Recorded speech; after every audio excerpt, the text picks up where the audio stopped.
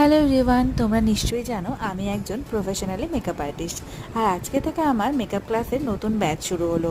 আর আজকে আমাদের নতুন ব্যাচে প্রত্যেকটা নতুন স্টুডেন্টকে ওয়েলকাম জানালাম। আর এবারের ব্যাচের আমার ক্লাস টাইমিং হলো সকাল 10টা থেকে।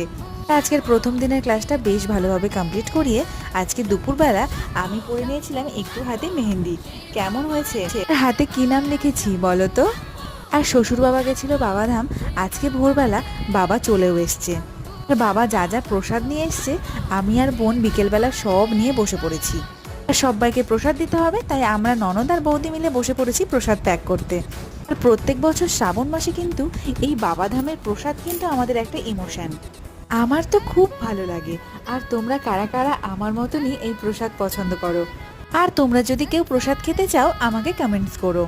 আর দেখো সবগুলো এরকম কাগজে প্যাক করা হয়ে গেছে।